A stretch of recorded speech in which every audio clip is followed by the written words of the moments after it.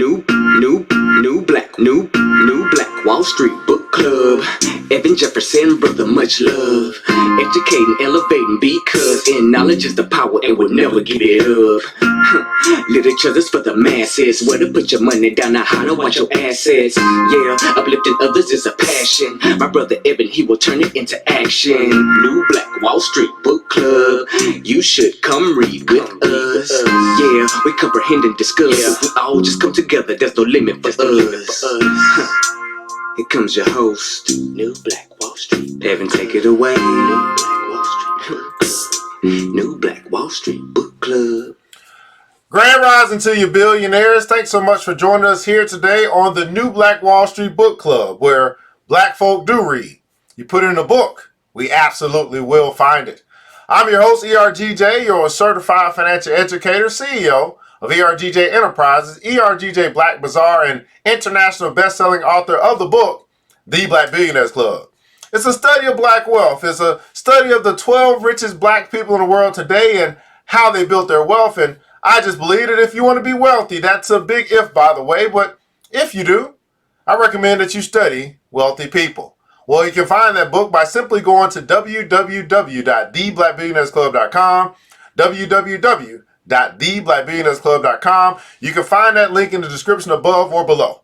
Well, thanks so much for joining us here today. We're broadcasting live here on Facebook, Instagram, as well as our podcast. We'd ask that you make a small monthly donation or subscribe to our podcast to help us improve financial literacy within our community, to help us to build the School of Wealth as well, and to sustain future episodes. We do ask for your support. Whatever you can do to help us. Of course, that is our goal there, is to actually build a school that we can teach the next generation about money. While you guys are connecting here live, we'd like for you to go ahead and let us know where you're connecting from, what city, what state, what country, quite possibly, because we don't know just how far we might be reaching this morning. You might be here in the United States, you might be abroad. We love to make connections all across the diaspora. Thanks so much for being with us here today. Now, we're going to be continuing along into this great book that I found called The Science of Getting Rich. The Science of Getting Rich by Mr. Wallace Wattles. The Science of Getting Rich. We're going to be into chapter 6 today as we're talking about how riches come to you. How riches come to you. Grand rising to you, Queen. Rucka is up in the house from Gulfport, Mississippi. Thanks so much for joining us here this morning. Again, where you guys are connected from, what city, what state, what country. We're going into The Science of Getting Rich by Mr. Wallace Wattles. And today we're talking about how riches come to you. I am super excited about this. This book here, it's only 15 chapters, but my God. Anyway, if you guys need to see what that thing looks like, here you go right here. The Science of Getting Rich, YouTube, Facebook, Instagram. Let's read. Chapter 6, how riches come to you. When I say that you do not have to drive sharp bargains, I do not mean that you do not have to drive any bargains at all, or that you are above the necessity for having any dealings with your fellow man. I know that's right. I mean that you will not need to deal with them unfairly. You do not have to get something for nothing, but can give to every person more than you take from him. You cannot give everyone more in cash market value than you take from him, but you can give him more in use value than the cash value of the thing that you take from him. Everybody put in the comments below, use value. Use value.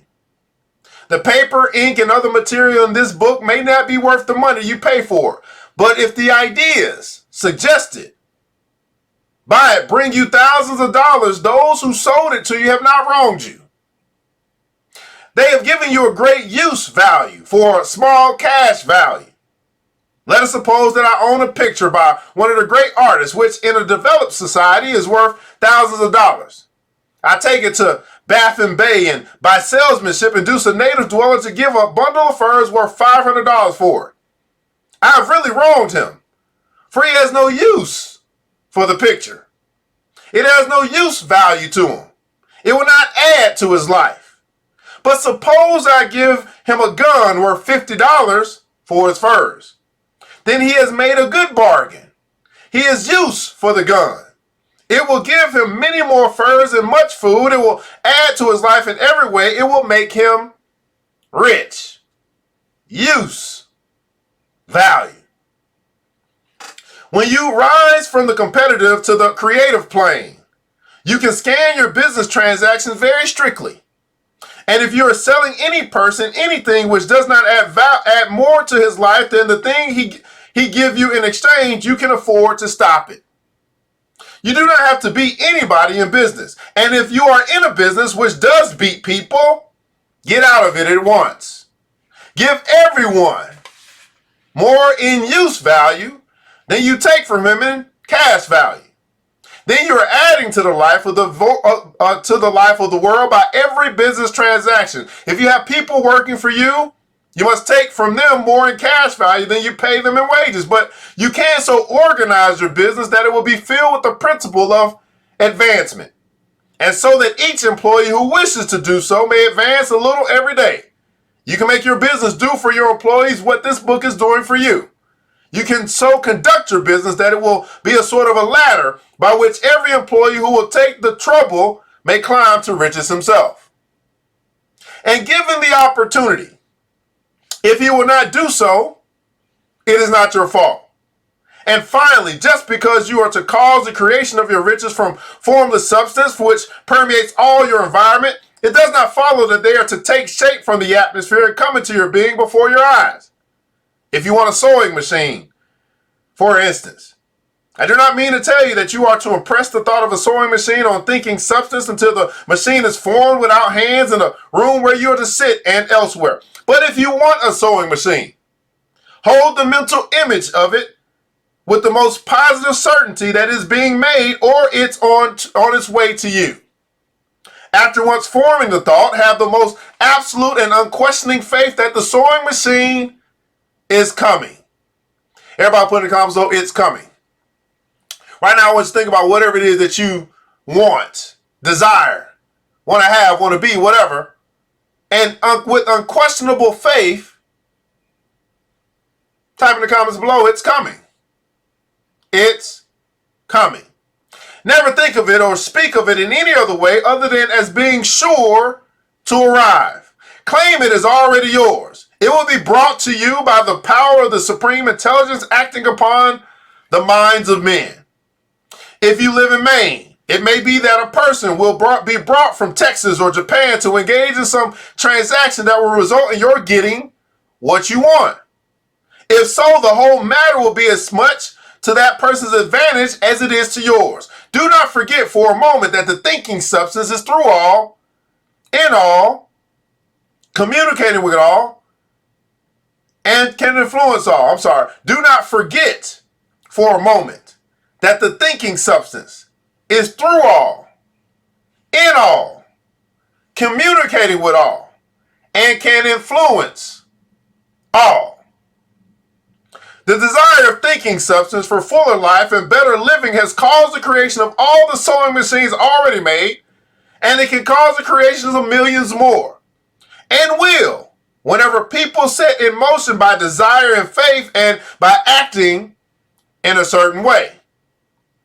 You can certainly have a sewing machine in your house, and it is just as certain that you can have any other thing or things which you want and which you will use for the advancement of your own life and the lives of others. You need not hesitate about asking largely. It is your Father's pleasure to give you the kingdom, said Jesus.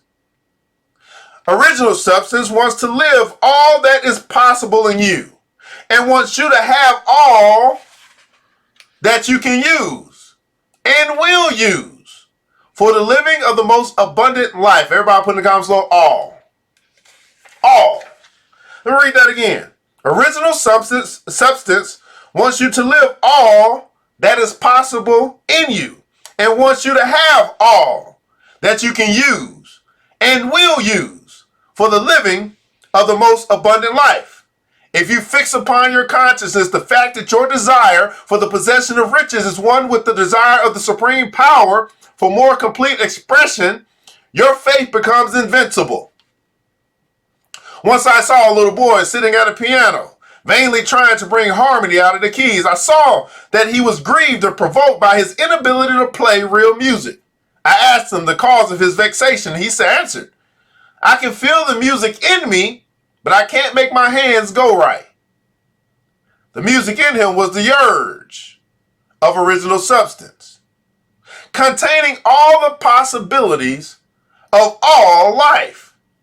All that there is of music was seeking expression through the child. God, the one substance, is trying to live and do and enjoy things through humanity. He is saying, I want hands to build wonderful structures. I want hands to play divine harmonies. I want hands to paint glorious pictures.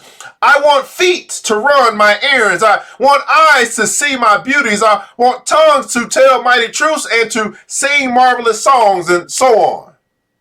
All that there is of possibility is seeking expression through people. God wants those who can play music to have pianos and every other instrument, and to have the means to cultivate their talents to the fullest extent. He wants those who can appreciate beauty to be able to surround themselves with beautiful things. He wants those who can discern truth to have every opportunity to travel and observe. He wants those who can appreciate dress to be beautifully clothed, and those who can appreciate good food to be luxuriously fed. He wants all these things because it is himself that enjoys and appreciates them. They are his creation. It is God who wants to play and sing and enjoy beauty and proclaim truth and wear fine clothes and eat good foods. It is God that worketh in you to will and to do, said the Apostle Paul.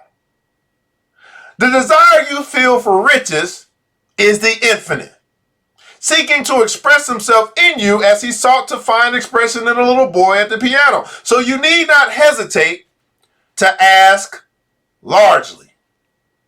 You need not hesitate to ask largely. Your part is to focus on and to express that desire to God. This is a difficult point with most people.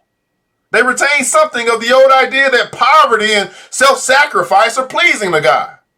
They look upon poverty as a part of the plan, a necessity of nature. They have the idea that God has finished his work and made all that he can make, and that the majority of people just must stay poor because there's not enough to go around.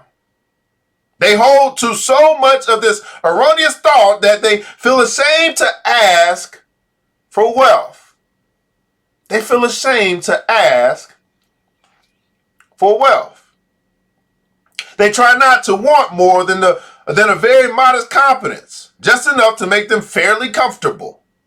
I recall now the case of one student who was told that he must get in mind a clear picture of the things he desired, so that the creative thought of them might be impressed on formless substance.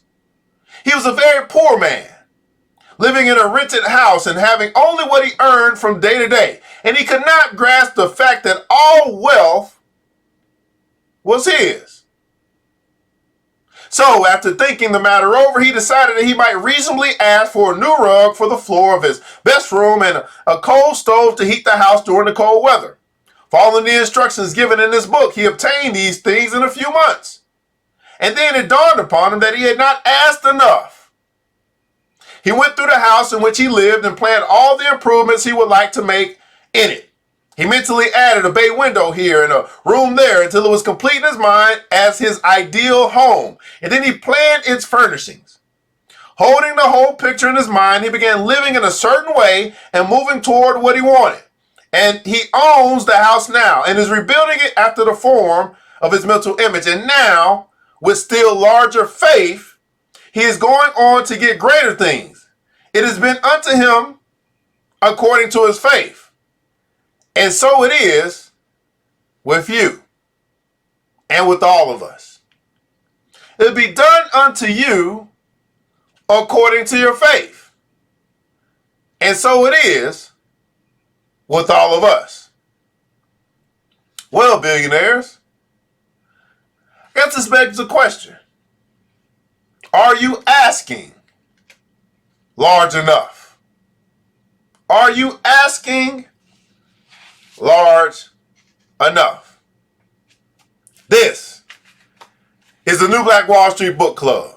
With black folk, yeah, we do read. You put in a book like this, The Science of Getting Rich by Wallace D. Wattles. We'll absolutely find it. We will absolutely find it. I'm your host, ERGJ, and we invite you to not only pick up the book, The Black Billionaires Club, but to join the club. That's where the Black Wall Street Book Club comes from, the Black Billionaires Club. You can simply go to www.theblackbillionairesclub.com, www.theblackbillionairesclub.com. You'll find that link in the description above or below. And there you'll be able to connect with brothers and sisters who are serious about winning with money, serious about success, and super serious. And now you know what? Super serious about manifestation. Super serious about manifesting what they want, what they desire in their life. If you want to get around like-minded people, you want to increase your faith, well, I advise you to make a financial decision today that'll change the rest of your life. We have financial literacy nights each and every week to teach you about money. We have personal development nights each and every week to help you become the best version of you that you can be. We have investment education nights each and every week to help you to learn or to teach you how to make your money work harder for you than you work for it. And we also have business development night each and every week to help you to establish that business, to grow your brand, and to help you go from being a small business to a big business. And we do that each and every week. You got to ask yourself, where they do that at? At the Black Billionaires Club. Well, billionaires, I want to say thanks so much for tuning in today here live, and we'd ask that you would subscribe and support to our podcast to help with a small monthly donation to help us to sustain future episodes, to improve financial literacy within our community, and ultimately to help us to build the School of Wealth. That's right. That's our big goal, to build a school to teach the next generation about money, and your small donation can help us to do that. Well, I'm ERGJ, and I want to thank you again. I want you to remember this, that it takes a village. And it starts with us. Let's build as we climb together. We all we got, people. And thank God that that's more than enough. Until next episode, you know what time it is. Mr. DJ, hit the music. New black. It's the New Black Wall Street Book Club. With your host, Evan Jefferson. It's time for us to go. Yeah. Now you ain't gotta leave the computer, but we encourage you to get out there and learn and apply all the things you learn at the New Black Wall Street Book Club. Yeah. The New Black Wall Street. The New Black Wall Street Book Club.